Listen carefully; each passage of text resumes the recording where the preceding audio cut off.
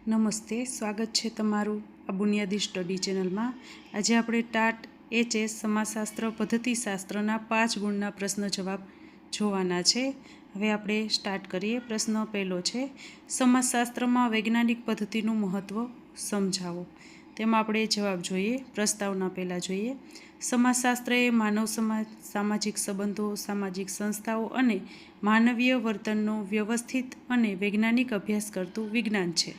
શરૂઆતના સમયમાં સમાજશાસ્ત્રને વિજ્ઞાન તરીકે સ્વીકારવામાં અનેક શંકાઓ વ્યક્ત કરવામાં આવતી હતી, કારણ કે સમાજશાસ્ત્રનો વિષય માનવી અને તેનો સમાજ છે, જે સતત પરિવર્તનશીલ છે। પરંતુ સમાજશાસ્ત્રીઓએ સામાજિક ઘટનાઓના અભ્યાસમાં વૈજ્ઞાનિક પદ્ધતિનો ઉપયોગ કરીને સમાજશાસ્ત્રને એક સ્વતંત્ર અને માન્ય વિજ્ઞાન તરીકે સ્થાપિત કર્યું છે। વૈજ્ઞાનિક પદ્ધતિના ઉપયોગથી સામાજિક ઘટનાઓનો અભ્યાસ નિષ્પક્ષ, તર્કસંગત, ક્રમબદ્ધ અને પ્રમાણભૂત રીતે કરી શકાય છે।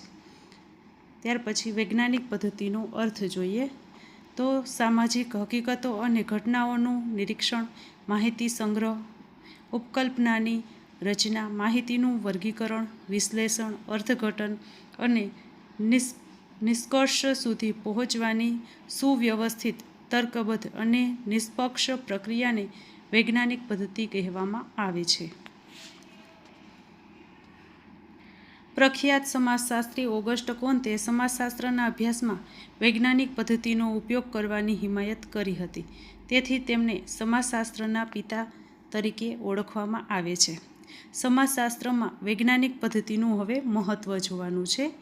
એમાં જોઈએ તો સમાજશાસ્ત્રને વૈજ્ઞાનિક સ્વરૂપ પ્રદાન કરે છે। સમાજશાસ્ત્રને વૈજ્ઞાનિક સ્વરૂપ પ્રદાન કરે છે તેમાં જોઈએ તો વૈજ્ઞાનિક પદ્ધતિના ઉપયોગથી સમાજશાસ્ત્ર માત્ર તત્વચિંતન કે કલ્પનાઓ સુધી મર્યાદિત રહેતું નથી, પરંતુ તથ્યો અને પુરાવાઓ પર આધારિત વિજ્ઞાન તરીકે વિકસે છે। ત્યાર પછી બીજો મુદ્દો છે, નિષ્પક્ષતા જાળવવામાં મદદરૂપ બને છે। સંશોધકના વ્યક્તિગત અભિપ્રાયો, માન્યતાઓ, ભાવનાઓ અને પૂર્વગ્રહો સંશોધનને પ્રભાવિત કરી શકે છે। વૈજ્ઞાનિક પદ્ધતિ સંશોધકને તટસ્થ અને નિષ્પક્ષ રહીને અભ્યાસ કરવામાં મદદ કરે છે। ત્યાર પછી ત્રીજો મુદ્દો જોઈએ, તથ્ય આધારિત અભ્યાસને પ્રોત્સાહન આપે છે। વૈજ્ઞાનિક પદ્ધતિ અનુમાન કે અંધશ્રદ્ધા પર આધારિત નથી, તે અવલોકન, માહિતી સંગ્રહ અને પુરાવાઓના આધારે તારણો રજૂ કરે છે। ચોથું છે, કારણ અને પરિણામ વચ્ચેનો સંબંધ સ્પષ્ટ કરે છે। સામાજિક ઘટનાઓ પાછળ રહેલા કારણો અને તેનાથી થતા પરિણામો વચ્ચેનો સંબંધ શોધવામાં વૈજ્ઞાનિક પદ્ધતિ મહત્વપૂર્ણ ભૂમિકા ભજવે છે। ઉદાહરણ તરીકે જોઈએ તો બેરોજગારી અને ગુનાખોરી વચ્ચેનો સંબંધ શોધી શકાય છે। ત્યાર પછી પાંચમો મુદ્દો છે, જ્ઞાનની વિશ્વસનીયતા અને પ્રમાણિકતા વધારે છે।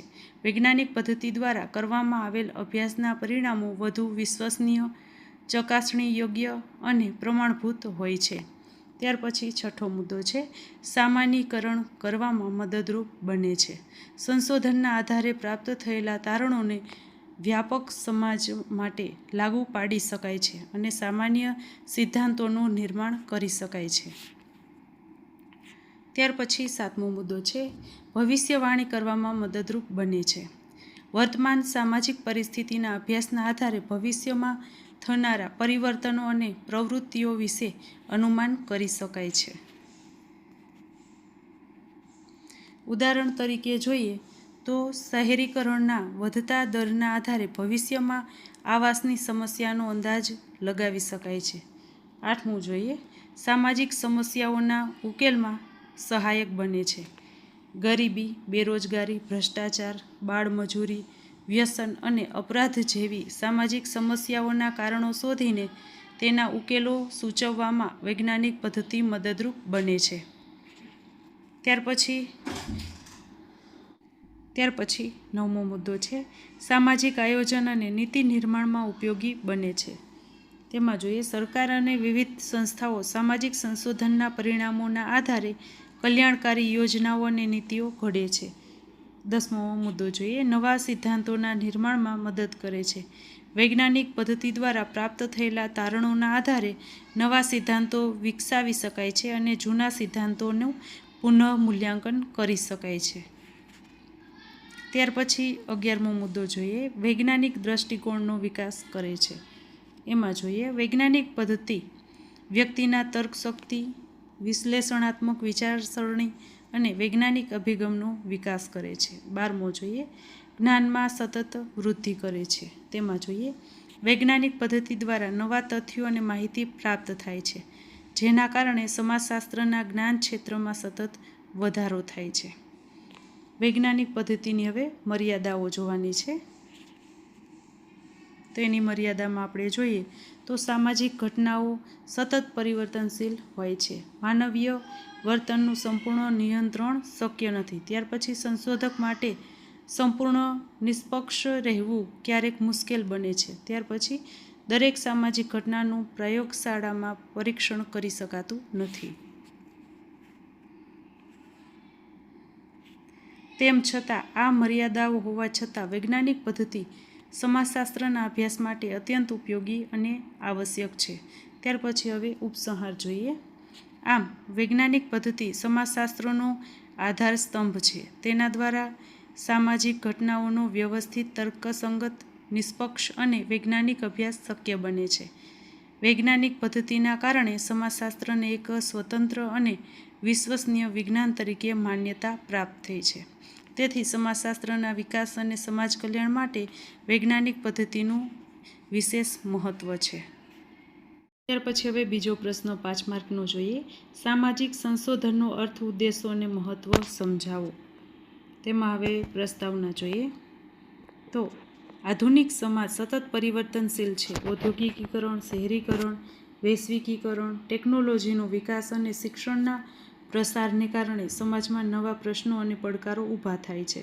ગરીબી, બેરોજગારી, અપરાધ, વ્યસન, જાતિવાદ, લિંગ ભેદ અને પર્યાવરણ જેવી સમસ્યાઓને સમજવા માટે વૈજ્ઞાનિક અભ્યાસ જરૂરી બને છે. સામાજિક જીવન સાથે સંબંધિત હકીકતોની શોધ, પરીક્ષણ, વિશ્લેષણ અને અર્થઘટનની સુવ્યવસ્થિત પ્રક્રિયાને સામાજિક સંશોધન કહેવામાં આવે છે. સામાજિક સંશોધન દ્વારા સમાજની વાસ્તવિક પરિસ્થિતિને સમજી શકાય છે અને સામાજિક વિકાસ માટે યોગ્ય માર્ગદર્શન મળી શકે છે. ત્યાર પછી હવે આપણે સામાજિક સંશોધનનો અર્થ જોઈએ તો સંશોધન શબ્દનો અર્થ ફરીથી શોધ કરવો, ઊંડાણપૂર્વક તપાસ કરવી અથવા નવા જ્ઞાનની પ્રાપ્તિ કરવી એવો થાય છે. સામાજિક ઘટનાઓ, સામાજિક સંબંધો, માનવીય વર્તન અને સામાજિક સમસ્યાઓનો તટસ્થ, વ્યવસ્થિત, વૈજ્ઞાનિક અને તર્કસંગત અભ્યાસ કરવાની પ્રક્રિયાને સામાજિક સંશોધન કહેવામાં આવે છે. ત્યાર પછી પી.વી. યંગના મત મુજબ વ્યાખ્યા જોઈએ, સામાજિક સંશોધન એ નવી હકીકતોની શોધ, જૂની હકીકતોની ચકાસણી તથા સામાજિક જીવનમાં રહેલા કાર્યકારણ સંબંધોના વૈજ્ઞાનિક અભ્યાસની પદ્ધતિ છે. ત્યાર પછી હવે સામાજિક સંશોધનના ઉદ્દેશો જોવાના છે. તેમાં પહેલું જોઈએ, નવી હકીકતોની શોધ કરવી. તેમાં જોઈએ તો સામાજિક સંશોધનનો મુખ્ય હેતુ સમાજ વિશે નવી માહિતી અને નવા તથ્યો મેળવવાનો છે.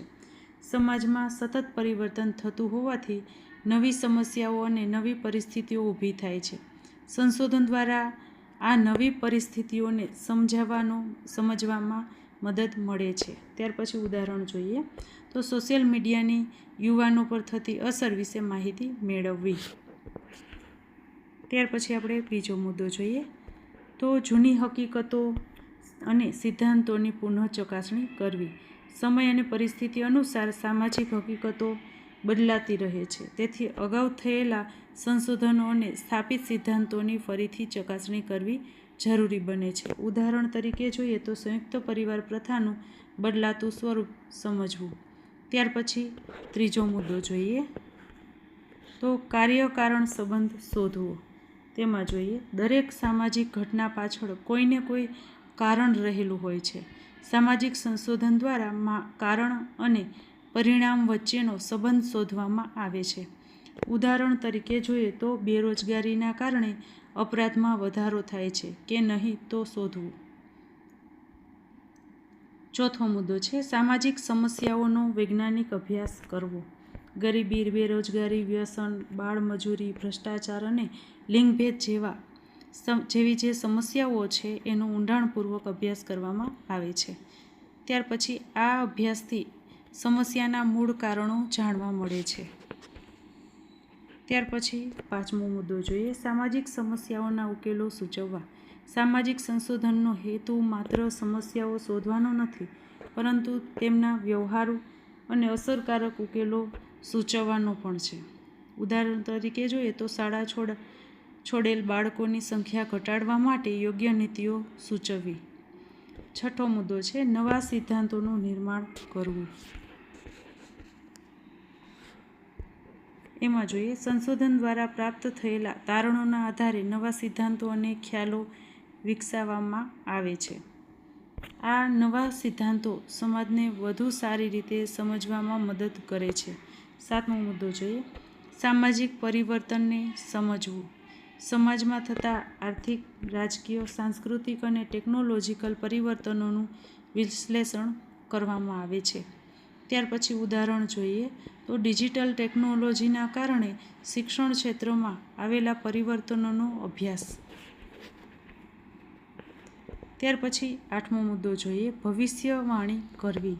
એમાં જોઈએ વર્તમાન સામાજિક પરિસ્થિતિ અને પ્રવૃત્તિના આધારે ભવિષ્યમાં થનારા પરિવર્તનો વિશે અનુમાન લગાવી શકાય છે.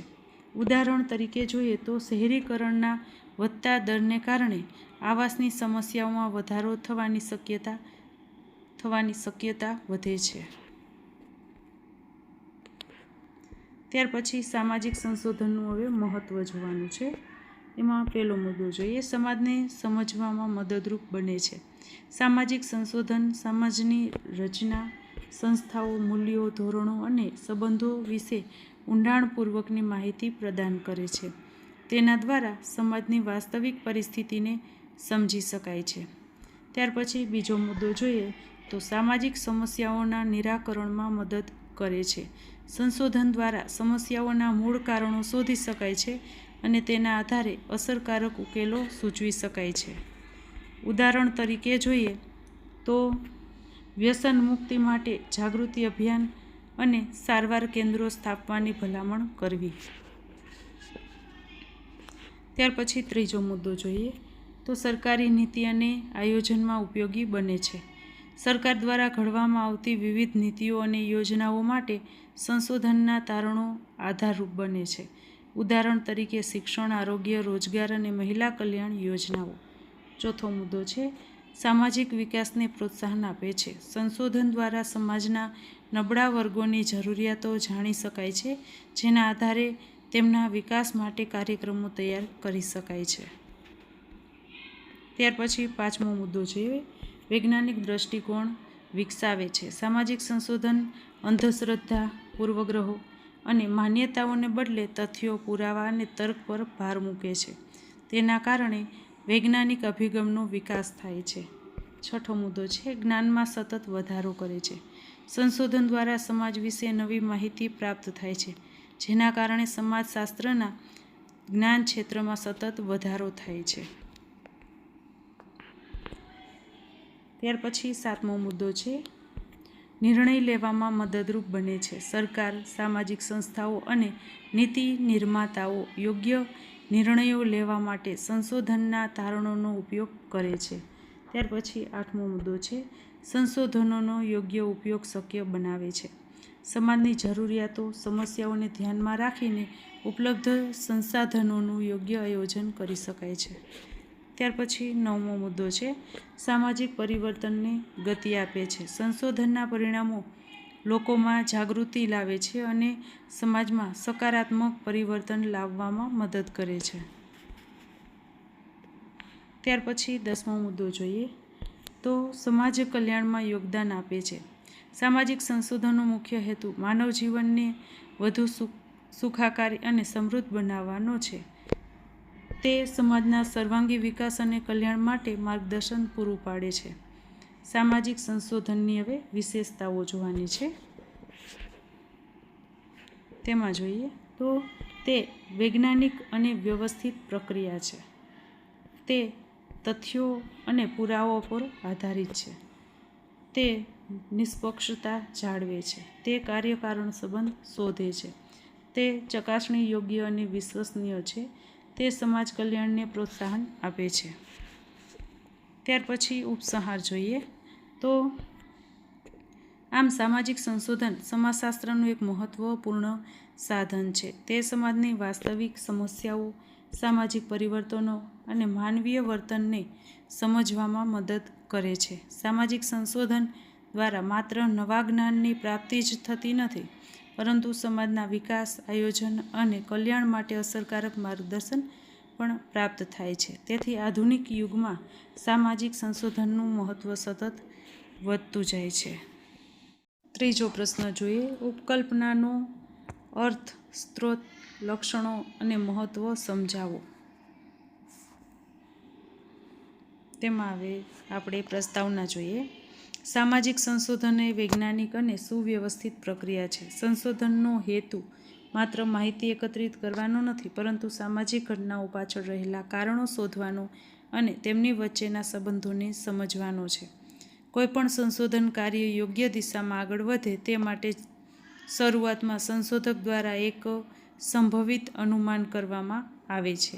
આ અનુમાનને ઉપકલ્પના કહેવામાં આવે છે. ઉપકલ્પના સંશોધનનું માર્ગદર્શન કરતી હોવાથી તેને સંશોધનનું હૃદય, આધારસ્તંભ અથવા દિશાસૂચક સાધન તરીકે ઓળખવામાં આવે છે. યોગ્ય ઉપકલ્પના સંશોધનને સરળ, વ્યવસ્થિત અને અસરકારક બનાવે છે. ત્યાર પછી ઉપકલ્પનાનો અર્થ જોઈએ. સંશોધન સમસ્યાના સંભવિત જવાબ તરીકે રજૂ કરવામાં આવેલ તાત્કાલિક, તાર્કિક અને પરીક્ષણ યોગ્ય નિવેદનને ઉપકલ્પના કહેવામાં આવે છે. સરળ શબ્દોમાં કહીએ તો ઉપલબ્ધ જ્ઞાન, અનુભવ, અવલોકન અને પૂર્વ સંશોધનના આધારે સંશોધક જે પ્રારંભિક અનુમાન કરે છે તેને ઉપકલ્પના કહેવાય છે.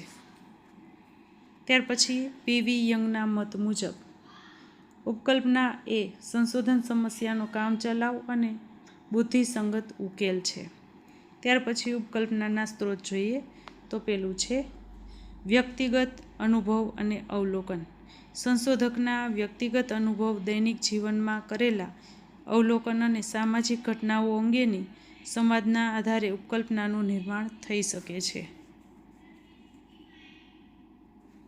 ઉદાહરણ તરીકે, કોઈ શિક્ષક પોતાના અનુભવના આધારે એવી કલ્પના કરી શકે કે માતા-પિતાનું શિક્ષણ બાળકોની શૈક્ષણિક સિદ્ધિ પર અસર કરે છે. બીજો મુદ્દો છે અગાઉ થયેલા સંશોધનો. અગાઉ કરવામાં આવેલા સંશોધન અહેવાલો, પ્રબંધો કે તારણોનો અભ્યાસ કરીને નવી ઉપકલ્પના રચી શકાય છે. જૂના સંશોધનના પરિણામોને નવી પરિસ્થિતિમાં ચકાસવા માટે પણ ઉપકલ્પના બનાવવામાં આવે છે. ત્યાર પછી ત્રીજો મુદ્દો છે સિદ્ધાંતો અને ખ્યાલો. સમાજશાસ્ત્રના વિવિધ સિદ્ધાંતો, ખ્યાલો અને મોડેલોના આધારે ઉપકલ્પના તૈયાર કરી શકાય છે.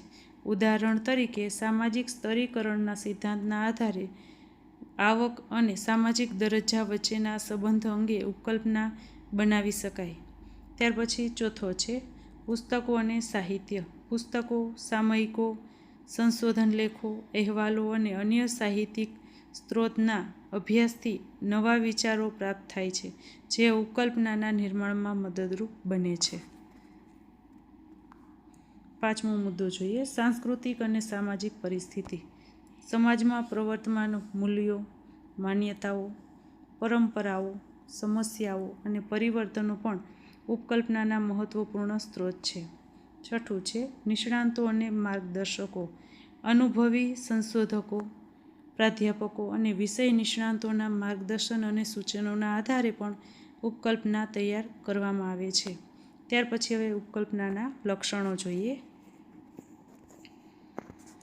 તો પેલું છે સ્પષ્ટ અને સરળ હોવી જોઈએ. ઉપકલ્પનાની ભાષા સરળ, સ્પષ્ટ અને સહેલાઈથી સમજી શકાય તેવી હોવી જોઈએ. અસ્પષ્ટ અને ગૂંચવણભરી ઉપકલ્પના સંશોધનને મુશ્કેલ બનાવે છે.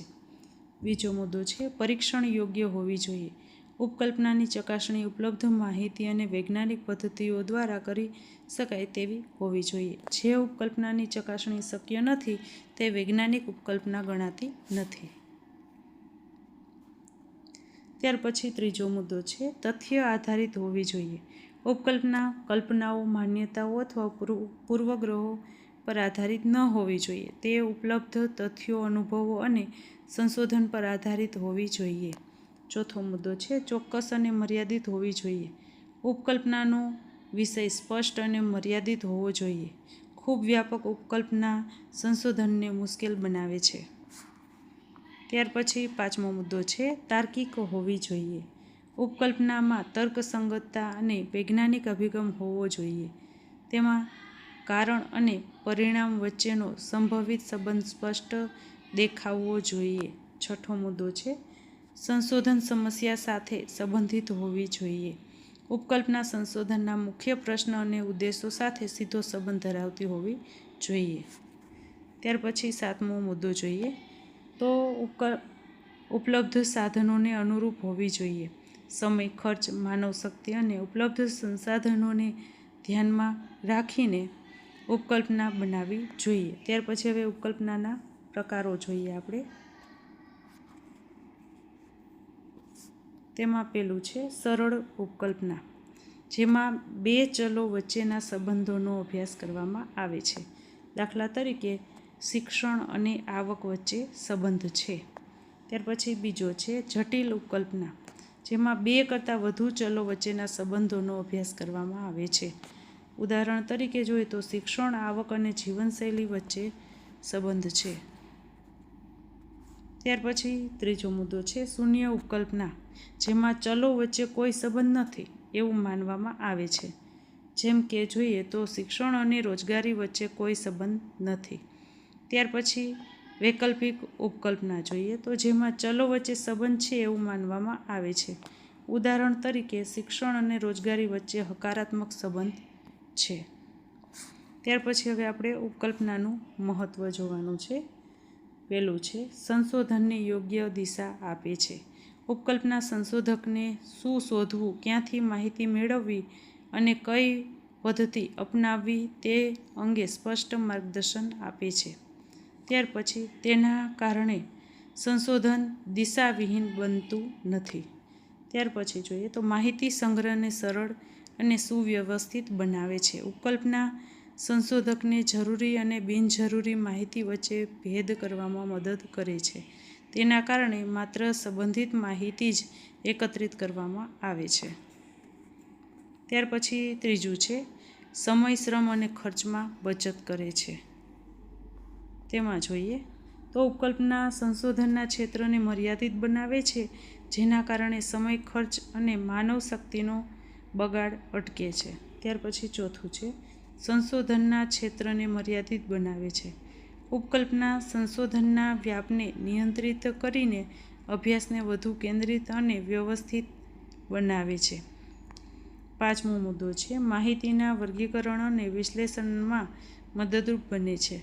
ઉપકલ્પનાના આધારે એકત્રિત માહિતીનું વર્ગીકરણ, કોષ્ટકીકરણ, વિશ્લેષણ અને અર્થઘટન સરળ બને છે. ત્યાર પછી છઠ્ઠો મુદ્દો છે નિષ્કર્ષ સુધી પહોંચવામાં સહાય કરે છે. સંશોધન પૂર્ણ થયા પછી ઉપકલ્પના સાચી છે કે ખોટી તે નક્કી કરીને વૈજ્ઞાનિક નિષ્કર્ષ સુધી પહોંચી શકાય છે. સાતમો મુદ્દો છે નવા સિદ્ધાંતોના વિકાસમાં મદદરૂપ બને છે. ઉપકલ્પનાની ચકાસણીના પરિણામોના આધારે નવા સિદ્ધાંતો અને ખ્યાલો વિકસાવી શકાય છે. ત્યાર પછી આઠમો જોઈએ તો સંશોધનની વિશ્વસનીયતા વધારે છે. ઉપકલ્પનાના આધારે માનવામાં આવેલ સંશોધન વધુ વૈજ્ઞાનિક, તર્કસંગત અને વિશ્વસનીય બને છે. નવમું જોઈએ સંશોધકમાં વૈજ્ઞાનિક દ્રષ્ટિકોણ વિકસે છે. ઉપકલ્પના સંશોધકનો તથ્યો, પુરાવા અને તાર્કિક વિચારસરણીના આધારે કાર્ય કરવા પ્રેરિત કરે છે. ત્યાર પછી દસમું જોઈએ તો ભવિષ્યના સંશોધન માટે આધાર પૂરો પાડે છે. તેમાં જોઈએ એક સંશોધનની ઉપકલ્પના ભવિષ્યમાં થતા અન્ય સંશોધનો માટે પ્રેરણારૂપ બની શકે છે. ત્યાર પછી હવે આપણે જોઈએ ઉપકલ્પનાની મર્યાદાઓ. ખોટી ઉપકલ્પના સંશોધનનું ખોટી દિશામાં લઈ જાય છે. ત્યાર પછી સંશોધકના વ્યક્તિગત પૂર્વગ્રહો ઉપકલ્પનાને પ્રભાવિત કરી શકે છે.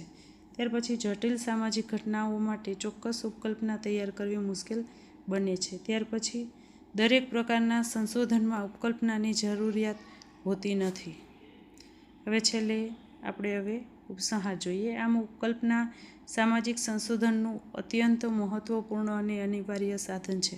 તે સાધનને દિશા, ગતિ અને સ્પષ્ટતા પ્રદાન થાય છે. ઉપકલ્પના વિના સંશોધન અનિશ્ચિત અને અવ્યવસ્થિત બની શકે છે. તેથી સફળ, નિષ્પક્ષ અને વૈજ્ઞાનિક સંશોધન માટે યોગ્ય, સ્પષ્ટ, તર્કસંગત અને પરીક્ષણ યોગ્ય ઉપકલ્પનાનું નિર્માણ અનિવાર્ય છે.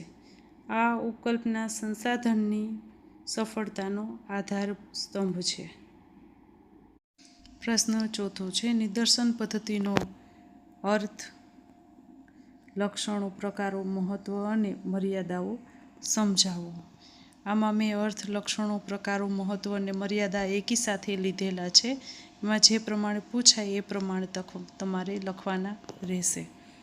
હવે આપણે જોઈએ પ્રસ્તાવના. સામાજિક સંશોધનનો મુખ્ય હેતુ સમાજ વિશે વિશ્વસનીય, ચોક્કસ અને વૈજ્ઞાનિક માહિતી મેળવવાનો હોય છે. ઘણી વખત સંશોધનનો વિષય ખૂબ જ વિશાળ હોય છે. સમગ્ર રાજ્ય, દેશ, શહેર અથવા મોટા સમૂહના દરેક વ્યક્તિનો અભ્યાસ કરવો સમય, ખર્ચ અને માનવ શક્તિની દ્રષ્ટિએ શક્ય બનતો નથી. તેથી સંશોધક સમગ્ર સમષ્ટિમાંથી કેટલાક પ્રતિનિધિ એકમોની પસંદગી કરીને અભ્યાસ કરે છે. આ પ્રતિનિધિ એકમોના અભ્યાસના આધારે સમગ્ર સમષ્ટિ વિશે તારણો કાઢવામાં આવે છે. આ પ્રક્રિયાને નિદર્શન પદ્ધતિ કહેવામાં આવે છે. આધુનિક સમાજશાસ્ત્રીય સંશોધનમાં નિદર્શન પદ્ધતિને ખૂબ જ મહત્વપૂર્ણ સ્થાન પ્રાપ્ત થયું છે, કારણ કે તેના દ્વારા ઓછા સમયમાં વધુ વિશ્વસનીય પરિણામો મેળવી શકાય છે. ત્યાર પછી હવે આપણે નિદર્શનનો અર્થ જોઈએ. નિદર્શનનો અર્થ સંશોધન માટે પસંદ કરવામાં આવેલી સમગ્ર વસ્તી અથવા સમૂહને સમષ્ટિ કહેવામાં આવે છે. જ્યારે આ સમષ્ટિમાંથી વૈજ્ઞાનિક રીતે પસંદ કરવામાં આવેલા મર્યાદિત પ્રતિનિધિ એકમોને નિદર્શન કહેવામાં આવે છે. સરળ શબ્દોમાં કહીએ તો સમગ્ર સમૂહનું પ્રતિનિધિત્વ કરતો નાનો ભાગ એટલે નિદર્શન. ત્યાર પછી હવે ગુડ અને હન્ટની વ્યાખ્યા છે. નિદર્શન એ મૂળ સમૂહનું પ્રતિનિધિત્વ કરતો પ્રમાણમાં નાનો ભાગ છે. નિદર્શન પદ્ધતિનો અર્થ જોઈએ તો સમગ્ર સમષ્ટિમાંથી સંશોધનના હેતુને ધ્યાનમાં રાખીને વૈજ્ઞાનિક, તટસ્થ અને સુવ્યવસ્થિત રીતે પ્રતિનિધિ એકમોની પસંદગી કરવાની પ્રક્રિયાને નિદર્શન પદ્ધતિ કહેવામાં આવે છે. ઉદાહરણ તરીકે, ગુજરાતના તમામ ઉચ્ચતર માધ્યમિક શિક્ષકોનો અભ્યાસ કરવો મુશ્કેલ હોય તો વિવિધ જિલ્લાઓમાંથી પસંદ કરેલા 500 શિક્ષકોનો અભ્યાસ કરવામાં આવે તો તે નિદર્શન પદ્ધતિ કહેવાય. હવે આપણે જોઈએ નિદર્શન પદ્ધતિના લક્ષણો. એમાં પહેલું છે પ્રતિનિધિત્વ કરવાની ક્ષમતા. સારી નિદર્શન પદ્ધતિનું સૌથી મહત્વપૂર્ણ લક્ષણ એ છે કે તે સમગ્ર સમષ્ટિના મુખ્ય લક્ષણો, વિશેષતાઓ અને વિવિધતાઓનું યોગ્ય પ્રતિનિધિત્વ કરે. જો નિદર્શન સમષ્ટિનું સાચું પ્રતિનિધિત્વ ન કરે તો સંશોધનના તારણો ખોટા અથવા ભ્રામક બની શકે છે. ત્યાર પછી બીજો મુદ્દો જોઈએ. યોગ્ય કદ ધરાવતું હોવું જોઈએ. નિદર્શનનું કદ ન તો ખૂબ નાનું હોવું જોઈએ અને ન તો ખૂબ મોટું હોવું જોઈએ. ખૂબ નાનું નિદર્શન પૂરતી માહિતી આપી શકતું નથી, જ્યારે ખૂબ મોટું નિદર્શન સમય અને ખર્ચ વધારી શકે છે. ત્યાર પછી નિષ્પક્ષ અને વૈજ્ઞાનિક પસંદગી. નિદર્શનની પસંદગી વ્યક્તિગત પસંદગી, પૂર્વગ્રહો અથવા પક્ષપાતના આધારે નહીં, પરંતુ વૈજ્ઞાનિક પદ્ધતિથી થવી જોઈએ. ત્યાર પછી જોઈએ વિશ્વસનીયતા. નિદર્શનના આધારે પ્રાપ્ત થયેલા તારણો વિશ્વસનીય અને પુનઃચકાસણી યોગ્ય હોવા જોઈએ. ત્યાર પછી પાંચમું છે વ્યવહારુતા. તેમાં જોઈએ તો નિદર્શન એ એવી રીતે પસંદ કરવું જોઈએ કે તે ઉપલબ્ધ સમય, ખર્ચ અને સાધનની મર્યાદામાં સંશોધન માટે અનુકૂળ બને. ત્યાર પછી છે લવચિકતા. સંશોધનના હેતુઓને પરિસ્થિતિ અનુસાર નિદર્શન પદ્ધતિમાં જરૂરી ફેરફાર કરી શકાય તેવું હોવું જોઈએ. ત્યાર પછી હવે આપણે જોઈએ નિદર્શનના પ્રકારો. એમાં જોઈએ નિદર્શન પદ્ધતિના મુખ્યત્વે 2 પ્રકારો છે. એક છે સંભાવ્ય નિદર્શન પદ્ધતિ. આ પદ્ધતિમાં સમષ્ટિના દરેક એકમને પસંદ થવાની સમાન તક મળે છે. તેથી આ પદ્ધતિ વધુ નિષ્પક્ષ અને વૈજ્ઞાનિક માનવામાં આવે છે. ત્યાર પછી એમાં જોઈએ તો એમાં પેલો પ્રકાર છે સરળ યાદૃચ્છિક નિદર્શન. એમાં જોઈએ આ પદ્ધતિમાં દરેક એકમની પસંદગી સંયોગ પર આધારિત હોય છે.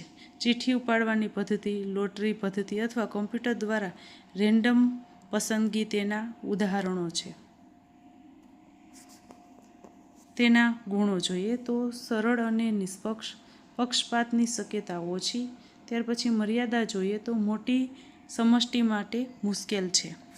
ત્યાર પછી એમાં બીજો પ્રકાર જોઈએ સ્તરીકૃત નિદર્શન. સમષ્ટિને સમાન લક્ષણોના આધારે અલગ અલગ સ્તરોમાં વહેંચવામાં આવે છે અને દરેક સ્તરમાંથી નિદર્શન લેવામાં આવે છે. ઉદાહરણ જોઈએ તો વિદ્યાર્થીઓને ધોરણ, લિંગ અથવા વિસ્તાર પ્રમાણે જૂથોમાં વહેંચવા. ત્યાર પછી તેના ગુણો જોઈએ તો વધુ પ્રતિનિધિત્વ મળે છે અને ચોકસાઈ વધે છે. ત્રીજો છે વ્યવસ્થિત નિદર્શન. સમષ્ટિના એકમોને ક્રમમાં ગોઠવીને નક્કી કરેલા અંતરે એકમોની પસંદગી કરવામાં આવે છે. ઉદાહરણ છે દરેક 10મા વ્યક્તિની પસંદગી કરવી. ત્યાર પછી ચોથો પ્રકાર છે સમૂહ નિદર્શન.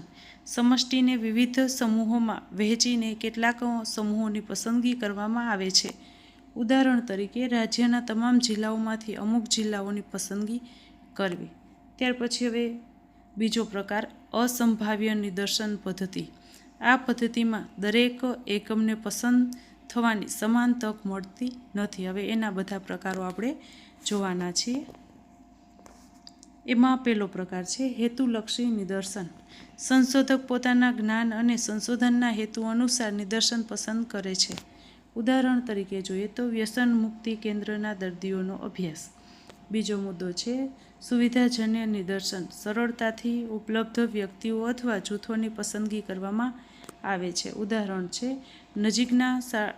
નજીકની શાળાના વિદ્યાર્થીઓનો અભ્યાસ. ત્યાર પછી ત્રીજો પ્રકાર છે ક્વોટા નિદર્શન. સમષ્ટિના વિવિધ વર્ગો માટે પૂર્વ નિર્ધારિત સંખ્યા નક્કી કરવામાં આવે છે. ચોથો છે સ્નોબોલ નિદર્શન. એક માહિતીદાતાની મદદથી બીજા માહિતીદાતાની પસંદગી કરવામાં આવે છે. ઉદાહરણ તરીકે જોઈએ તો વ્યસનગ્રસ્ત અથવા સ્થળાંતરિત મજૂરોના અભ્યાસમાં. ત્યાર પછી આપણે જોઈએ નિદર્શન પદ્ધતિનું મહત્ત્વ. એમાં જોઈએ તો સમયની બચત કરે છે. સમગ્ર સમષ્ટિનો અભ્યાસ કરવામાં ઘણો સમય લાગે છે, જ્યારે નિદર્શન પદ્ધતિ દ્વારા ઓછા સમયમાં સંશોધન પૂર્ણ કરી શકાય છે. ત્યાર પછી આધુનિક યુગમાં ઝડપથી બદલાતી સામાજિક પરિસ્થિતિમાં સમય બચાવવો અત્યંત જરૂરી છે. ત્યાર પછી ખર્ચમાં ઘટાડો કરે છે. ત્યાર પછી જોઈએ તો સંપૂર્ણ વસ્તીનો અભ્યાસ કરવા માટે વધુ નાણાં, માનવશક્તિ અને સાધનનો જરૂર પડે છે. ત્યાર પછી નિદર્શન પદ્ધતિ મર્યાદિત ખર્ચમાં અસરકારક પરિણામો મેળવવામાં મદદરૂપ બને છે. શ્રમ અને માનવ શક્તિની બચત કરે છે. મર્યાદિત સંખ્યામાં વ્યક્તિઓની અભ્યાસ કરવાથી સંશોધકના શ્રમ અને પ્રયત્નોમાં ઘટાડો થાય છે. ત્યાર પછી વિશાળ સમષ્ટિનો અભ્યાસ શક્ય બનાવે છે. ત્યાર પછી દેશ, રાજ્ય અથવા શહેર જેવા વિશાળ વસ્તીનો અભ્યાસ કરવો મુશ્કેલ હોય છે. નિદર્શન પદ્ધતિના ઉપયોગથી વિશાળ સમષ્ટિનો અભ્યાસ સરળતાથી થઈ શકે છે. ઊંડાણપૂર્વક અભ્યાસ શક્ય બને છે. ઓછી સંખ્યામાં એકમોનો અભ્યાસ થતો હોવાથી દરેક એકમ વિશે વધુ વિગતવાર માહિતી મેળવી શકાય છે. ત્યાર પછી વિશ્વસનીય અને ચોક્કસ પરિણામો આપે છે. ત્યાર પછી યોગ્ય રીતે પસંદ કરેલા નિદર્શન સમગ્ર સમષ્ટિ વિશે ચોક્કસ અને વિશ્વસનીય તારણો મેળવવામાં મદદ કરે છે. ત્યાર પછી જોઈએ તો માહિતીના સંચાલન અને વિશ્લેષણમાં સરળતા રહે છે.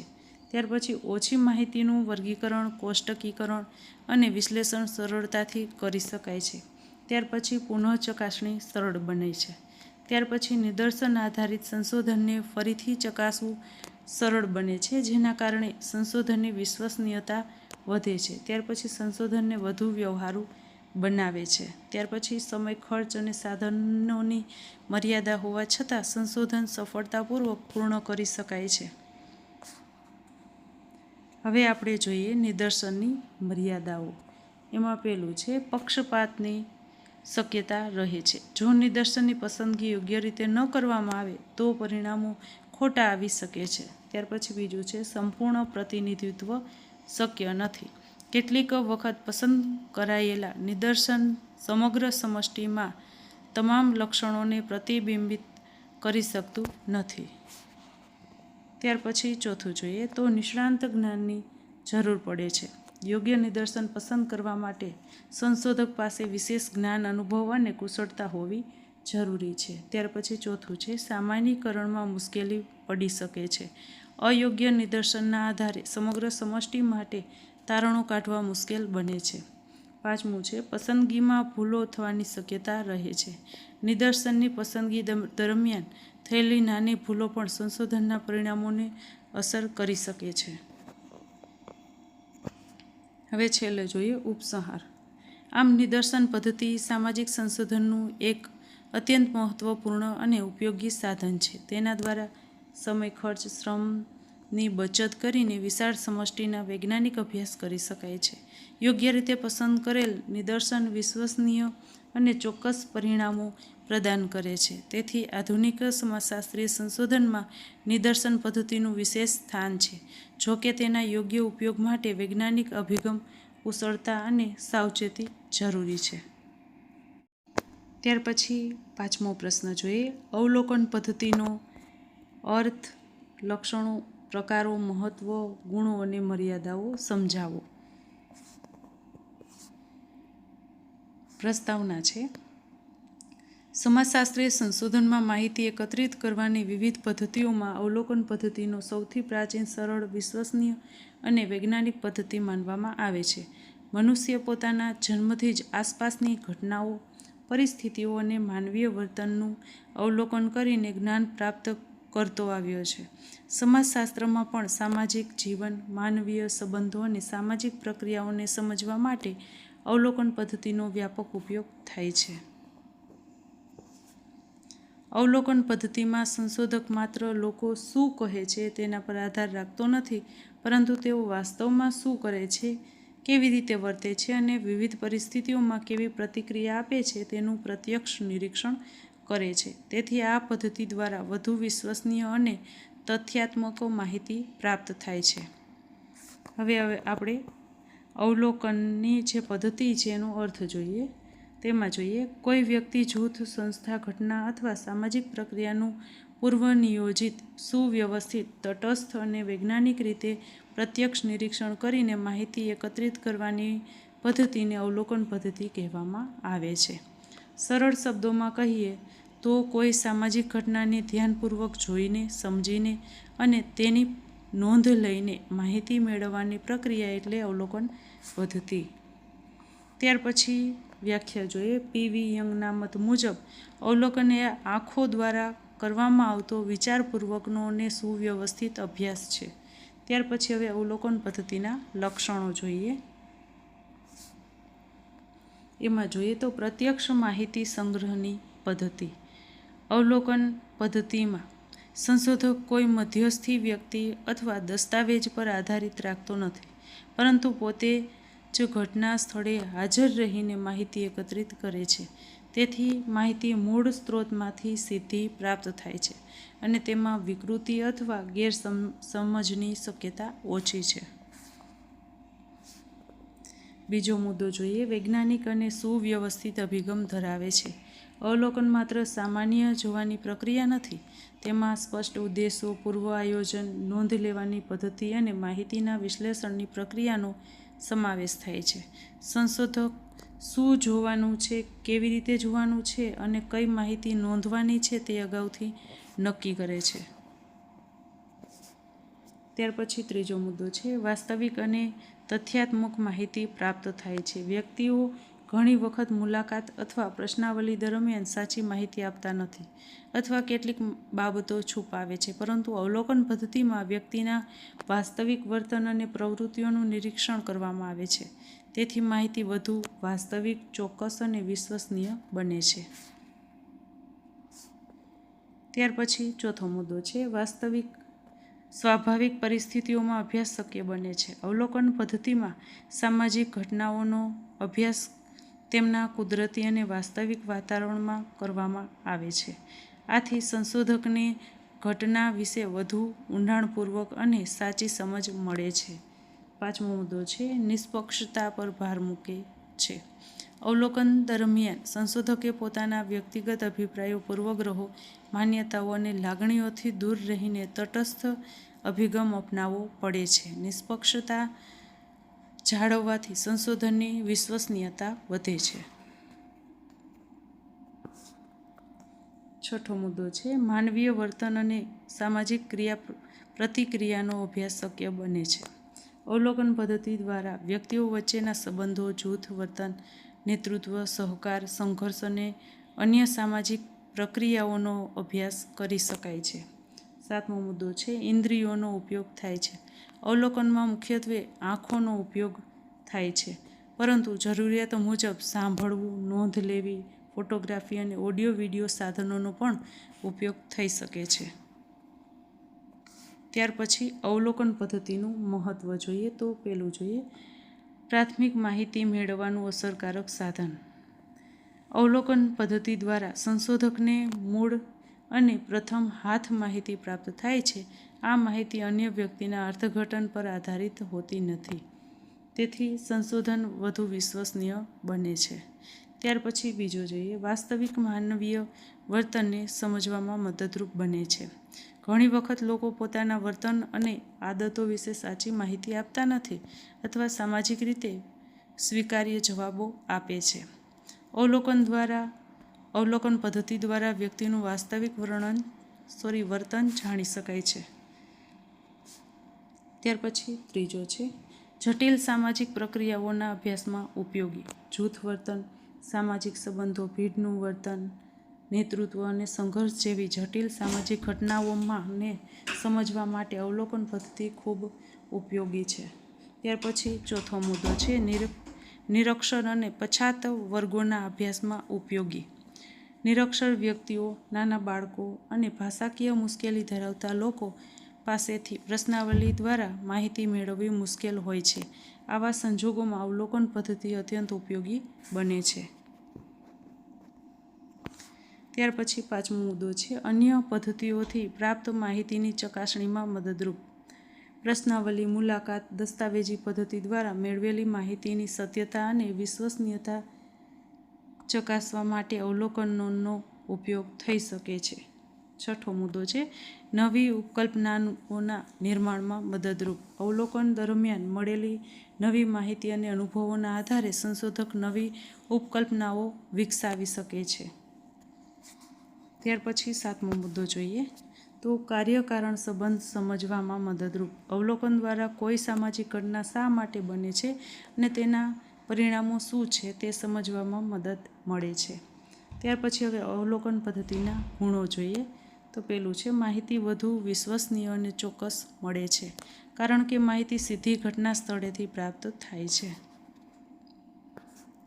બીજો મુદ્દો જોઈએ માહિતીદાતાની યાદશક્તિ પર આધાર રાખવો પડતો નથી. માહિતી વ્યક્તિની સ્મૃતિ અથવા ઈચ્છા પર આધારિત ન હોવાથી ભૂલની શક્યતા ઓછી રહે છે. ત્રીજો મુદ્દો છે બિન-મૌખિક વર્તનનો અભ્યાસ કરી શકાય છે. હાવભાવ, ચહેરાના ભાવ, શરીર ભાષા અને પ્રતિક્રિયાઓનું નિરીક્ષણ શક્ય બને છે.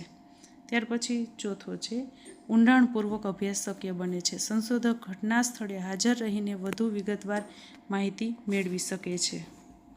ત્યાર પછી પાંચમો મુદ્દો છે અન્ય પદ્ધતિઓ કરતાં વધુ વાસ્તવિક માહિતી મળે છે. વ્યક્તિ શું કહે છે તેના કરતાં તે શું કરે છે, શું નિરીક્ષણ તેનું નિરીક્ષણ વધુ વિશ્વસનીય માનવામાં આવે છે. હવે અવલોકન પદ્ધતિની મર્યાદાઓ જોઈએ. પહેલું છે સમય અને ખર્ચ વધુ થાય છે. લાંબા સમય સુધી ક્ષેત્રમાં રહીને માહિતી એકત્રિત કરવી પડે છે, જેના લીધે સમય અને ખર્ચ વધુ થાય છે. બીજું છે સંશોધકના પક્ષપાતની શક્યતા રહે છે. સંશોધકના વ્યક્તિગત અભિપ્રાયો અને પૂર્વગ્રહો અવલોકનને પ્રભાવિત કરી શકે છે. ત્રીજું છે દરેક ઘટનાનું અવલોકન શક્ય નથી. ભૂતકાળની ઘટનાઓ, ગુપ્ત પ્રવૃત્તિઓ અને ખાનગી બાબતોનું સીધું અવલોકન કરવું મુશ્કેલ છે. ત્યાર પછી ચોથો મુદ્દો છે અવલોકનની જાણ થતાં લોકોનું વર્તન બદલાઈ શકે છે. લોકોને ખબર પડે કે તેમનું અવલોકન થઈ રહ્યું છે તો તેઓ અસ્વાભાવિક રીતે વર્તી શકે છે. પાંચમું છે સામાન્યીકરણ કરવું મુશ્કેલ બને છે. મર્યાદિત સંખ્યામાં લોકોના અભ્યાસના આધારે સમગ્ર સમાજ માટે નિષ્કર્ષ આપવું મુશ્કેલ બની રહે છે. ત્યાર પછી છઠ્ઠું છે વિશેષ તાલીમ અને કુશળતાની જરૂર પડે છે. અસરકારક અવલોકન માટે સંશોધકમાં ધીરજ, એકાગ્રતા, વિશ્લેષણ શક્તિ અને નોંધ લેવાની કુશળતા હોવી જરૂરી છે. ત્યાર પછી હવે છેલ્લે ઉપસંહાર જોઈએ. આમ અવલોકન પદ્ધતિ સમાજશાસ્ત્રીય સંશોધનની એક મહત્વપૂર્ણ, પ્રાથમિક અને વિશ્વસનીય પદ્ધતિ છે. તે સંશોધકને સામાજિક જીવન અને માનવીય વર્તનને નજીકથી સમજવાની તક આપે છે. આ પદ્ધતિ દ્વારા વાસ્તવિક, તથ્યાત્મક અને ઊંડાણપૂર્વકની માહિતી પ્રાપ્ત થાય છે. જો કે આમાં સમય, ખર્ચ અને પક્ષપાત જેવી કેટલીક મર્યાદાઓ રહેલી છે. તેમ છતાં સમાજશાસ્ત્રીય સંશોધનમાં અવલોકન પદ્ધતિનું વિશેષ સ્થાન અને મહત્ત્વ રહેલું છે. આ સાથે આપણા 5 પ્રશ્નો છે એ પૂરા થાય છે. જો તમને મારો આ વિડીયો ગમતો હોય તો લાઈક કરજો, શેર કરજો અને સબસ્ક્રાઈબ કરજો. અને જો આગળ તમારે કોઈ પણ પ્રશ્નના જવાબ જોતા હોય તો મને કમેન્ટમાં જણાવશો, જેથી એવા વિડીયો પણ હું બનાવું. Thank you.